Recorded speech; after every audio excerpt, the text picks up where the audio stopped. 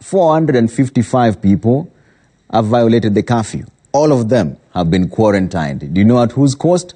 The violators are going to be quarantined at their own cost. This is why you should report any cases of any parties or any gatherings in your estate, because now the government is threatening to extend the 21-day curfew that was imposed 2 weeks ago around Nairobi. Interior PS Karanja Kibicho now says that the government may even impose a lockdown in specific estates if residents continue to violate the directive. Some Ogina reports on the government warning that came as 455 people were arrested and placed under mandatory quarantine for defying the curfew guidelines.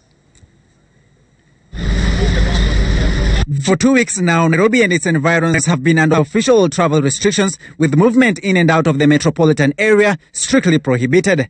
But the government now says many Kenyans have continued to devise ways of evading the directive, and residents could soon pay a heavier price. It will be an exercise in futility to say let's continue as normal when the curve is not flattening. Remember, the cessation was to achieve certain objectives. If we haven't achieved them, then we will ask the government to extend. And it is the high time that we realize the more we behave carelessly, the more we are going to put ourselves in this situation. Specific estates in Nairobi are also being monitored to ascertain the levels of community spread of coronavirus. Kilimani area has 6 positive cases, Pipeline 5, Karen, Utawala and South Sea have registered 4 cases each. Kawangware has 3 cases, while Tasia, Kitusuru, Parklands, Buruburu and Kibra have 2 cases each. Other estates including Donholm, Eastleigh, Hurlingham, Lavington, Runda, Ngara Makadara among others have at least 1 case.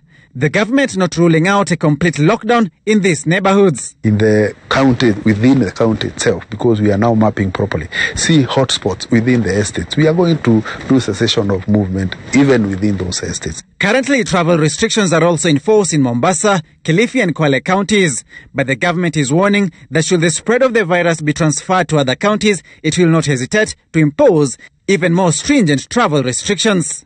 We have also done the cessation of movement in the 4 counties that we have discussed, and this is going to spread if we observe that there are more hotspots than the 4 counties.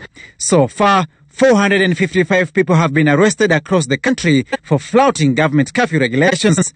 Among them were 39 women arrested in Nazra Estate in Nairobi's Eastlands area, where they were attending a wedding ceremony. This has 27 more people were arrested aboard a bus traveling to Garissa from Nairobi. Once you are out during curfew hours, it is assumed that you have now been exposed, and therefore, if you are taken, you'll be taken to a quarantine site for 14 days at your own cost. You're in a public gathering, you are many of you, we don't know who is sick. Once we catch you, we take you to quarantine so that we can know whether you spread to each other.